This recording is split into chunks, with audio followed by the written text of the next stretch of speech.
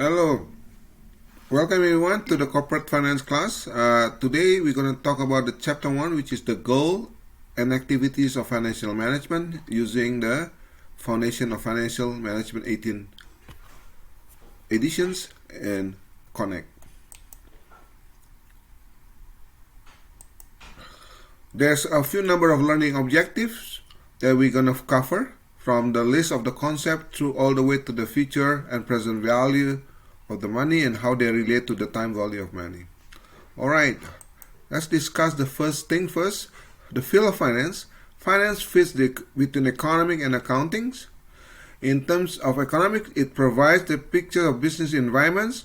It considers the consumers and producers. Meanwhile, for accounting, it provides financial data in terms of income statement, balance sheet, cash flow statements. The field of finance is that financial managers need to know how to understand and interpreting the financial statement. Finance is very closely related to accounting, whereby the CEO often used to be in charge for the financial planning in the accounting system as well as in the tax system. Finance is a forward-thinking. Meanwhile, accounting mostly measure the business activity result. Investment versus corporate finance. Investment is that investors use investment principle to value stocks and bonds of companies. Investors choose which to purchase, and portfolio include the securities by multiple companies. Corporate finance, in fact, is a principle used to determine which asset the firm should develop or buy. In financial management, it is a term that is used interchangeably with corporate finance, related to the various investment topic and how outside investor evaluate the company. When I used to work for Nomura Securities, I was an investment analyst. I helped companies to do an IPO, which is initial public offering, to offer investors various means to invest in the company, either stock or bonds or through convertible bonds. The value of studying finance is that there's quite a number of career opportunity that can include as a CFO, as a banker, as a stockholders, as a financial analyst, as well as a financial consultant and personal finance planner.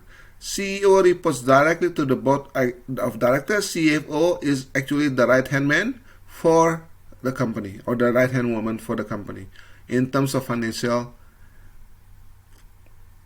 activities. Marketing managers interested in return on the investment of the marketing initiatives. Financial managers perform numerous activities such as monitoring cash balances, manage credit decisions, monitor inventory levels, and collect and distribute cash.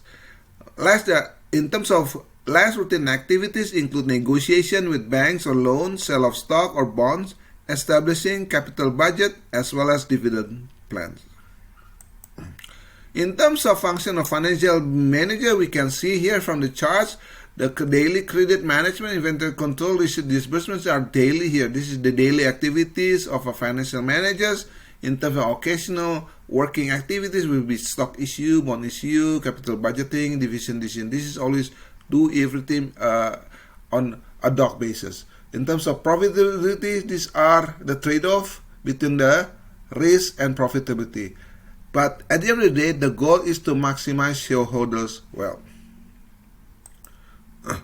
Risk and return trade-off is determined by maximizing the market value. Example, influences operational side, capital versus labor, or product A versus product V.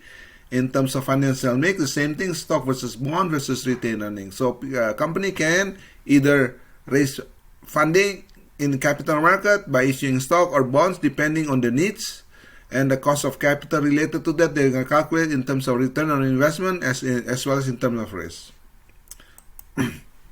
In terms of form of organizations, there are quite a number of types. There's a sole proprietorship, partners, as well as corporations.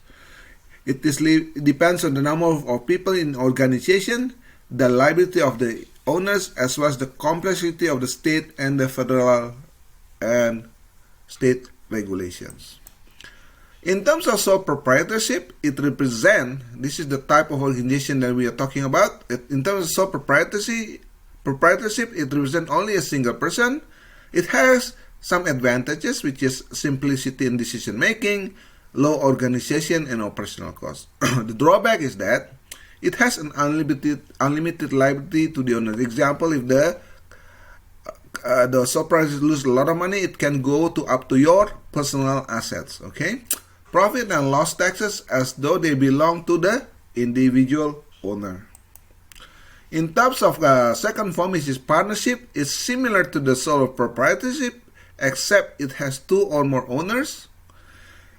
The partnership specifies the ownership interest, the method of distribution of profit, as well as the withdrawing of from the partnership. It also has a unlimited liability to the owners. So if you have two owners, let's say me and Jane, for example, if the company went bankrupt, their liability can go up to me, the bankers or any creditors will go after me for my personal asset. That's no good, right? That's one of the drawbacks. Partnership has one or more partners designated as general partners, and both have unlimited liability. Other partner designated liability are liable only for initial contribution.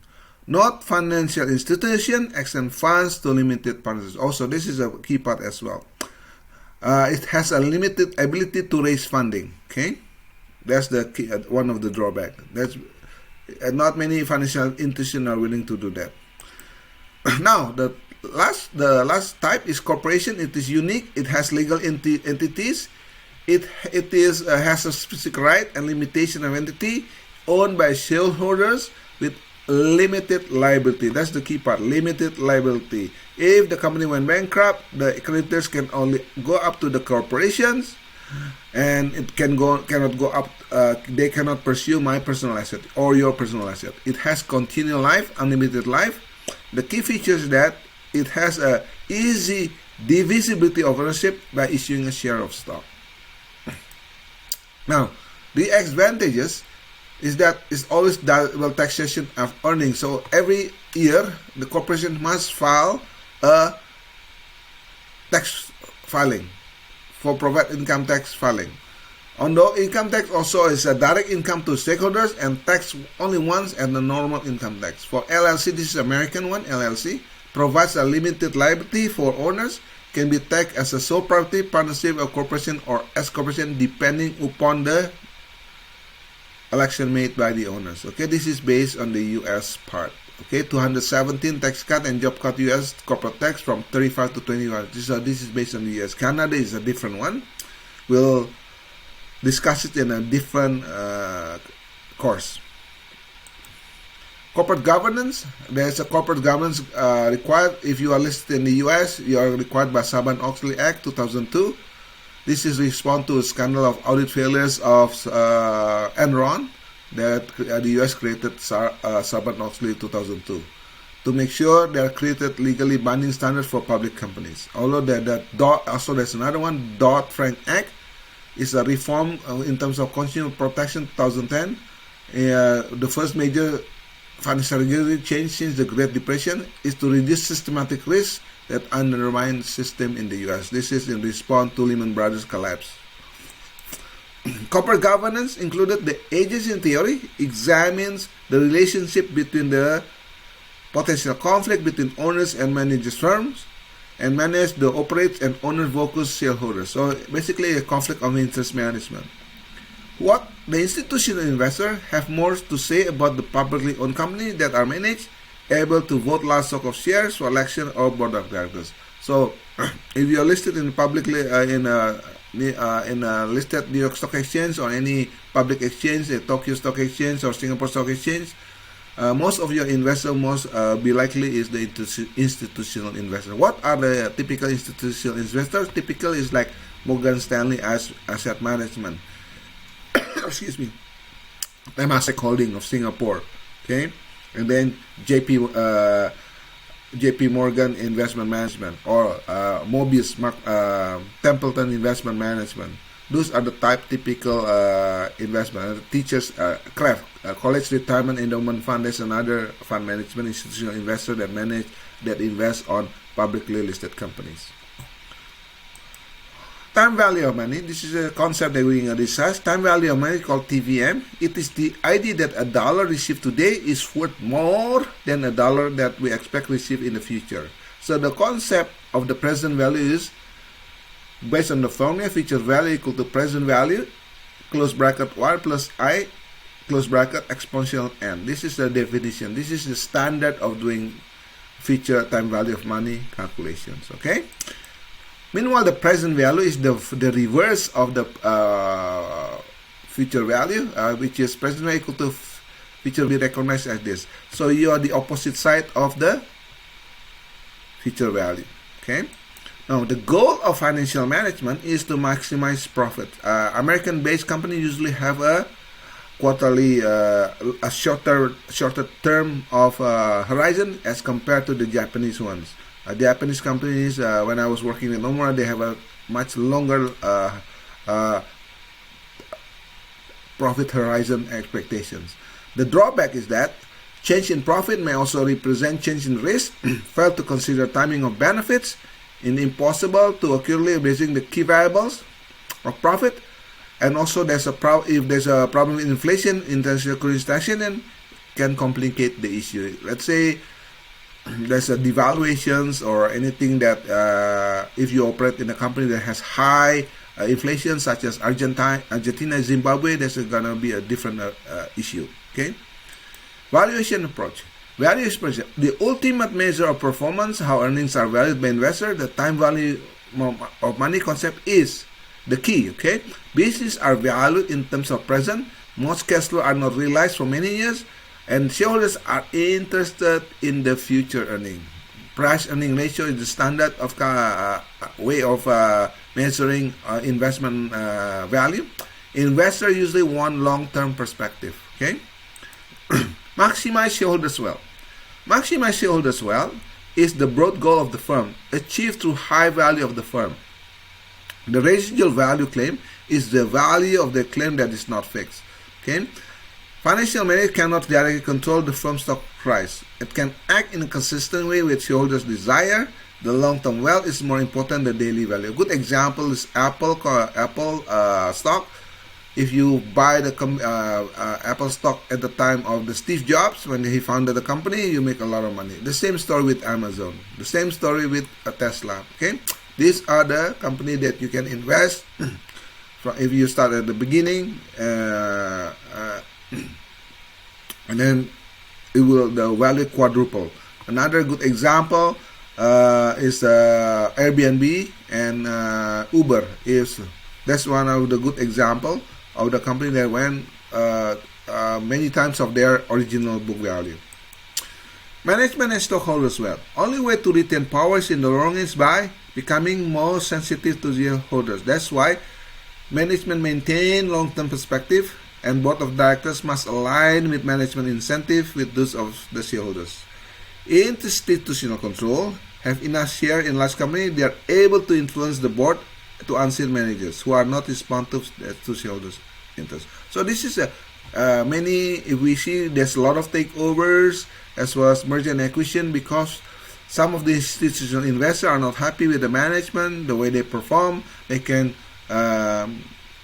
create changes in the board of directors, as well as can create a takeover. We have seen many times in publicly listed company. Okay. Also, there's a social responsibility and ethical behavior for all publicly listed companies. Adopting policy that maximizes value in market, will attract capital, will provide employment, and provide benefit to the society. Okay. The company that is acting in good ethical behavior, such as pollution control, equitable hiring practice, fair practice, may be inconsistent with achieving maximum value in the market. Okay, that could be that way. The key part is that company that has followed the social responsibility and high ethical behavior, they are most likely to have a much higher value as compared to those of that do not in the long run. Social responsibility and ethical behavior must also continue in terms of insider trading. Using the insider trading is the using information. The division is that using information not available to public, making undue profit from trading in company publicly traded companies. This the type of the example of this is Martha Stewart has been convicted in insider trading activities and sent to jail. And we have seen many individuals that has been sent to jail because of the insider trading information. This is unethical and illegal practice, and it is protected against the SEC commissions. Okay. Also, it has a negative impact on the shareholders' interest. That's why this ethical behavior creates a invaluable reputation of the company. Now, what are the role of financial market? The financial market is the place where corporations and institutions will meet together to borrow and lend and invest money together. Okay, the participation can be national or state or local governments, depend on the public or the financial market. A good example is treasury market. There's a lot of state or other government that are invested in U.S. Treasury bond, ranges from the one from Singapore, from China, from South Africa, from Japan, and something like that. Okay.